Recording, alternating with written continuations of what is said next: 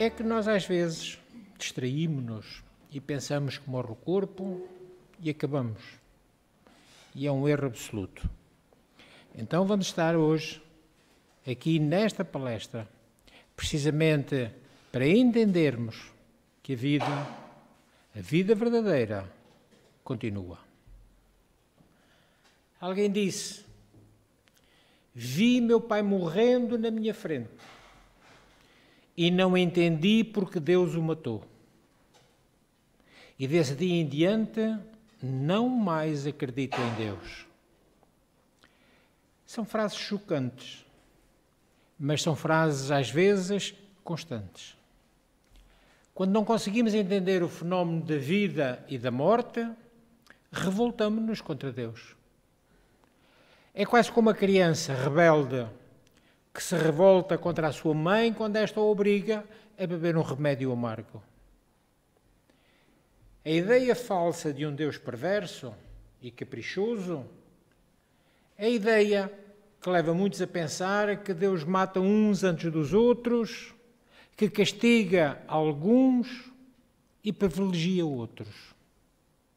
Dá riqueza a poucos, enquanto muitos vivem na maior miséria. A ideia que fica é que Deus é responsável pela revolta de muitos. Ora, transitamos há muito tempo aqui no mundo Terra. Todos nós somos reencarnantes sucessivos aqui na Terra. E através das nossas reencarnações travamos conhecimento com outros povos, outras doutrinas. Inclusivamente, tomamos conhecimento com a doutrina de um Deus temível, um Deus possuidor de todos os vícios humanos. Pensamos que esse ser invisível está sempre à espreita para nos pregar uma partida. A nossa visão, quando assim vê, é uma visão míope. Não atingimos o campo espiritual. Não atingimos o que diz respeito às leis que regem a vida. E como não atingimos, não percebemos e não aceitamos, isso faz-nos sofrer. Faz-nos sofrer como filhos ingratos, que não compreendem, como já dissemos, as atitudes dos pais amorosos, que têm um único objetivo: a felicidade dos seus filhos. Então ficamos enclausurados na nossa concha do egoísmo e não percebemos que os nossos bem-amados que partem não são os únicos. Não são os únicos que saem da cena da vida física. Só que incomodamos-nos muito mais quando Deus mata um dos nossos. Ainda somos muito indiferentes às leis que regem a matéria. Não vemos que tudo o que nasce, um dia, tem que morrer. Ou melhor, transformar-se. Tudo tem que morrer. Então o espírito não morre? Dissemos que tudo tem que morrer. Eu pergunto-vos. E porquê? Porquê é que ele não morre? O nosso espírito não nasceu. O nosso espírito foi criado. É totalmente diferente. O nosso espírito foi criado por Deus. Nascemos os corpos, gerados pelos nossos pais. O espírito é obra divina. Ora, o nosso corpo físico, então, é também matéria. E, como tal, tem que se dissolver um dia. Mas quando isso acontece, esquecemos que somos espíritos imortais. E não apenas um corpo que desaparece na poeira do chão, ou até, agora de modo mais moderno, nos fornos crematórios. Fomos feitos à imagem e semelhança de Deus. E por isso mesmo, viveremos por toda a eternidade. O que nos tem causado insegurança é pensar que Deus é a nossa imagem e semelhança e que, portanto, é portador de todos os vícios humanos. Somos espíritos. Não é temos um espírito. Somos um espírito e temos, sim, um corpo. Agora, enquanto seres espirituais, somos imortais. Mas para que atinjamos a perfeição, é preciso mergulhar na carne através da reencarnação.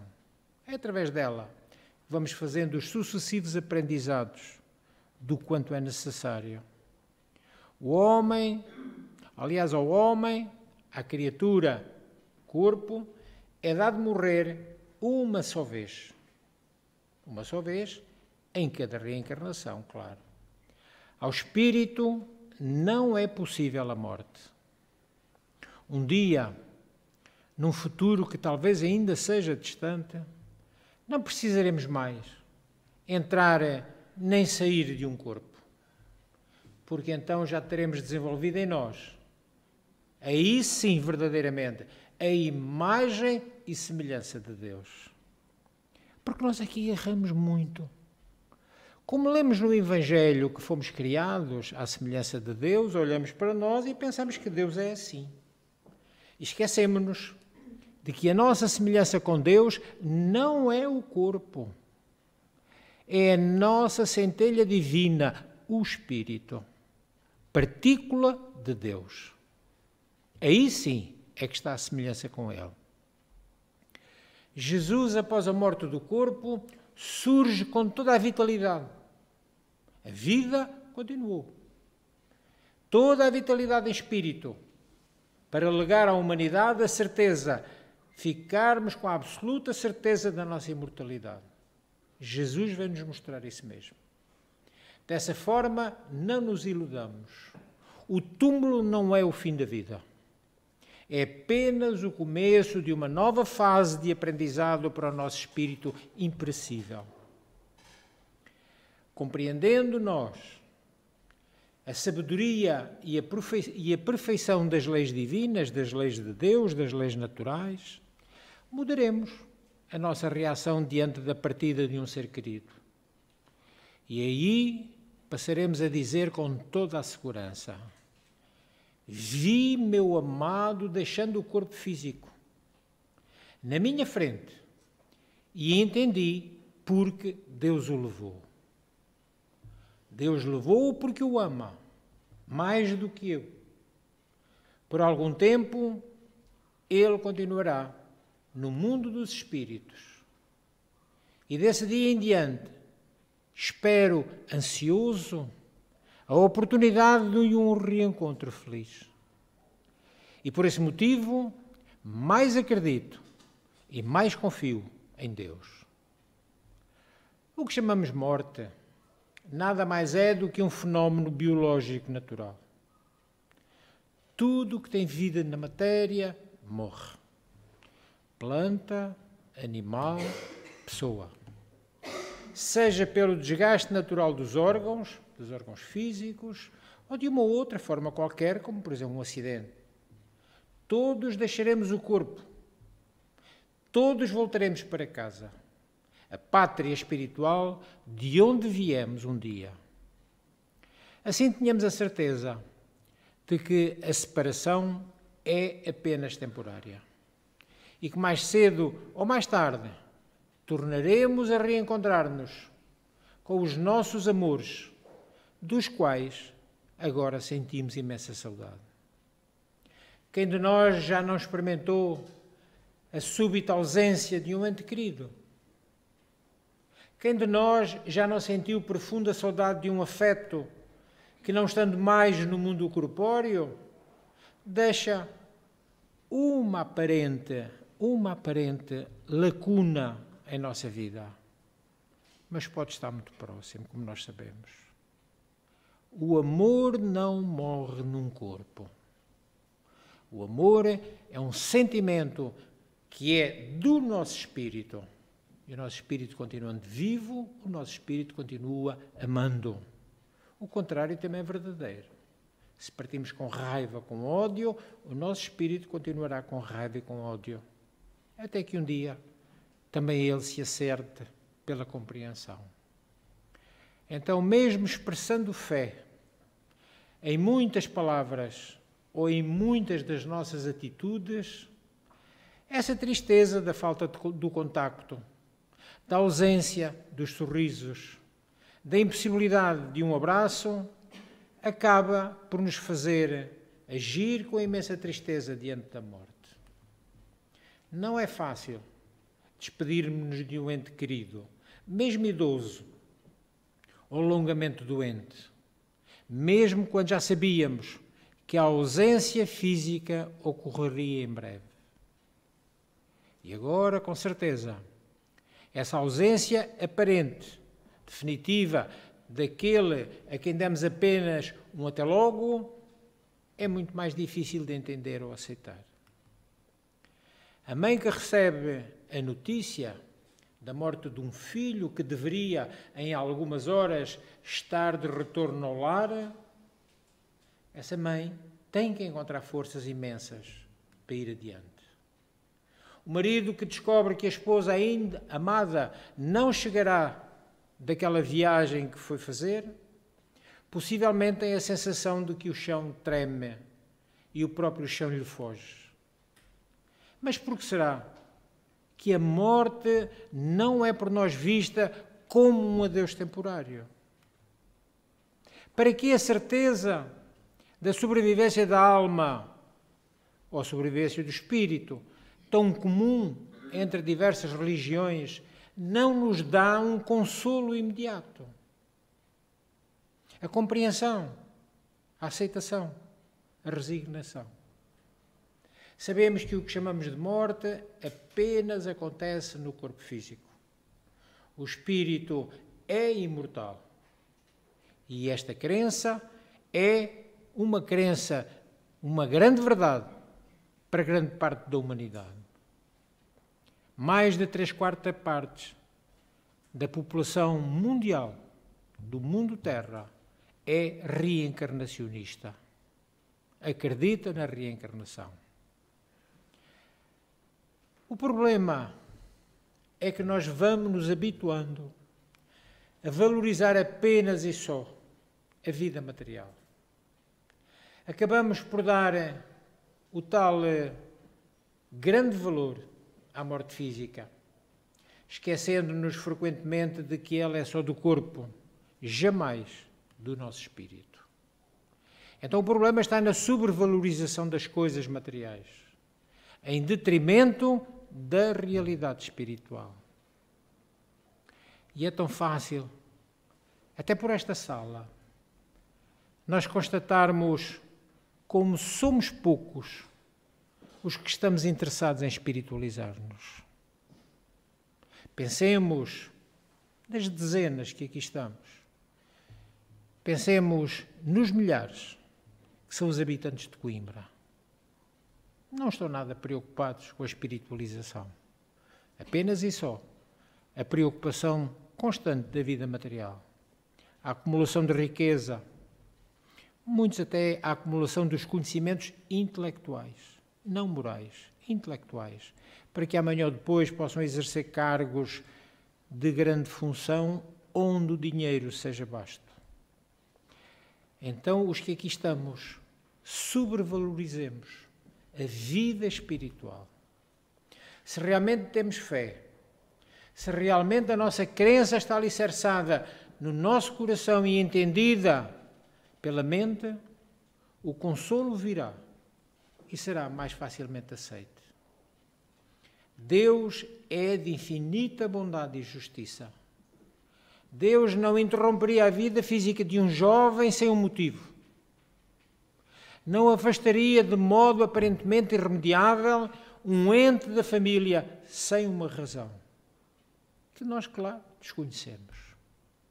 O que ocorre é que, vivendo o nosso espírito em um corpo físico, não se lembra dos momentos em que, com alegria, com determinação, participou da sua programação da nova existência. Quantos de nós antes de virmos, nos acertarmos com os pormenores do que vinhamos a encontrar? Quantos? É aí, nesses acertos, nesses planos, que nós próprios definimos o tempo que vai durar a nossa reencarnação. Tem que haver motivos muito sólidos e muito válidos.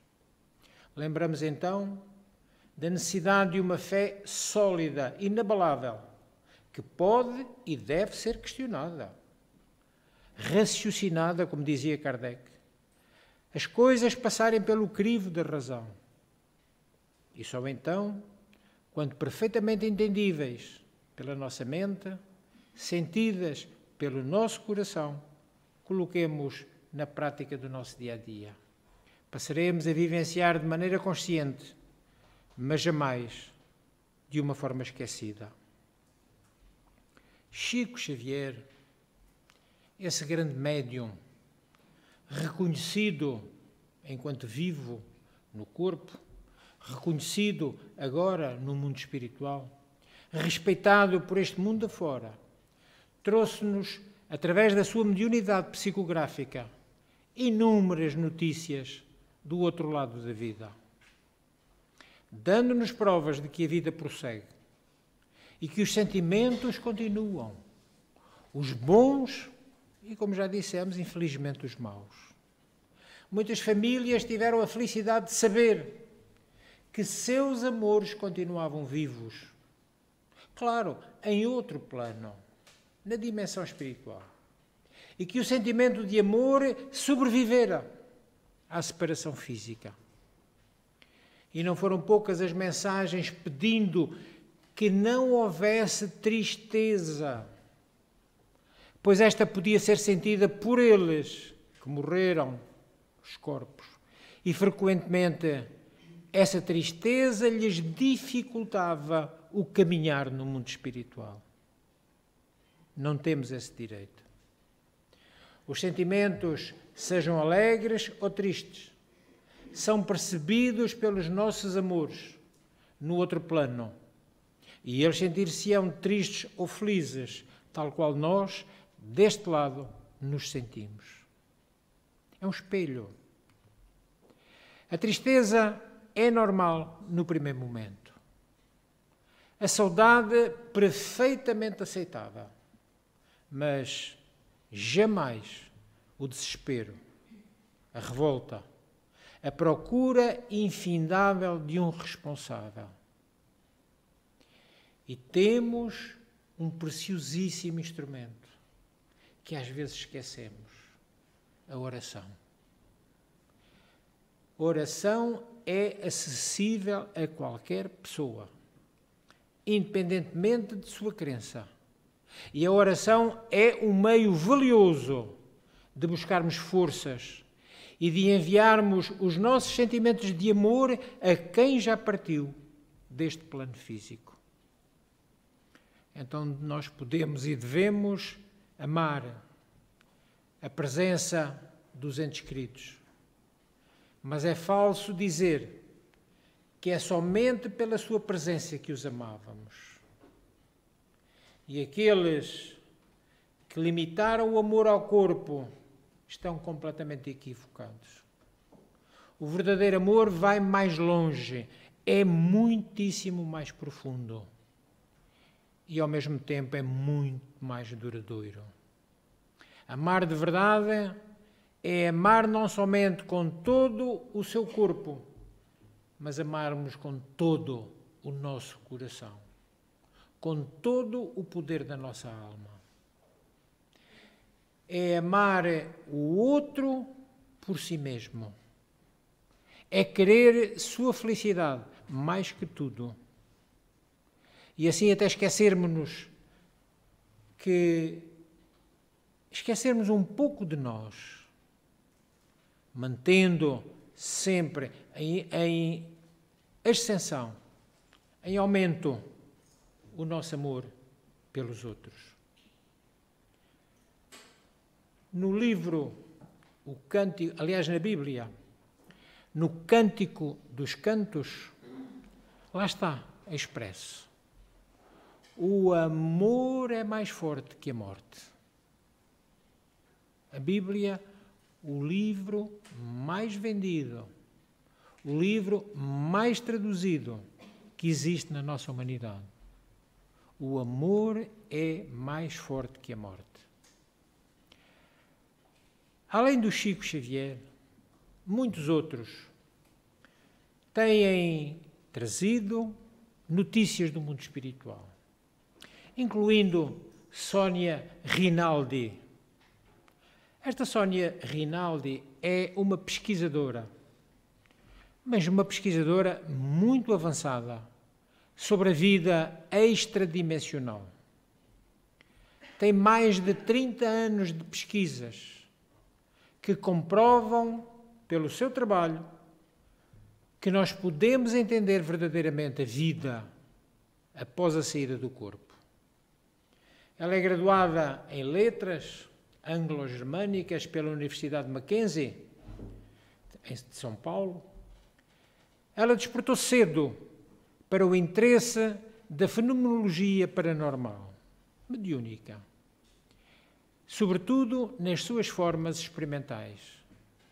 Conheceu e desenvolveu a técnica do contacto com o outro lado. Vejam bem, arranjou um telemóvel especial para falar para o outro lado. Chama-se TCI, Transcomunicação Instrumental. E fundou em 1990 a Associação Nacional de Transcomunicadores, hoje com mais de 1.400 associados. Vejam, pessoas por todo o mundo, fazendo essas experiências de TCI. É autora de 5 livros, especificamente sobre este assunto, sobre esta matéria. E um deles, inclusivamente, é um best-seller.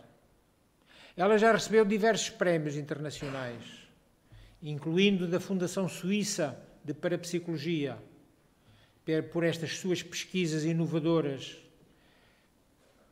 2 grandes prémios em 1995 e 1997. Os seus livros, Contatos Interdimensionais. Outro, Espírito, o Desafio da Comprovação. Outro, Gravando Vozes do Além. E Transcomunicação Instrumental. Contactos com o além por vias técnicas. Há cerca de 1 ano, iniciámos por orientação dos comunicantes, diz ela, simultaneamente de telefonemas e vídeo, com sucesso. Já recebemos imagens em vídeos que duram até 15 minutos, de 7 falecidos, devidamente reconhecidos pelos pais. No vídeo, alguns deles têm até a mesma expressão facial. Então, graças ao dinamismo desta médium, que mantém estreitos elos com todos os transcomunicadores de renome no mundo, hoje eles se reuniram no TCI Platform, que é a sua associação internacional. Estão a ser liderados pelo transcomunicador israelita, Dr. Adrian Klein. Recordo carinhosamente um congresso em Milão, na Itália, onde a nossa Leonora foi fazer fluidoterapia em sessão pública. E estava um desses pesquisadores que desenvolveu determinadas técnicas e determinadas máquinas para que, diante das circunstâncias, nos possamos aperceber da existência de espíritos. E esse experimentador, com a sua câmara de filmar, filmou esse momento de fluidoterapia. Qual não foi o espanto dele quando passou as imagens para o computador, com um programa próprio que ele criou, Temos o paciente, temos a médium e um espírito a assessorar o trabalho, perfeitamente definido nas imagens. Então, para nós, os espíritas, mais do que para todos os crentes das outras doutrinas, nós temos que ter a convicção de que a vida verdadeiramente continua. Os espíritos aí estão conosco, rodeando-nos a toda a hora, umas vezes beneficiando-nos, outras vezes atrapalhando-nos, porque todos os credores buscam o pagamento das dívidas. E nós, na grande maioria das vezes, somos devedores do passado. E não nos admiremos que eles venham cobrar.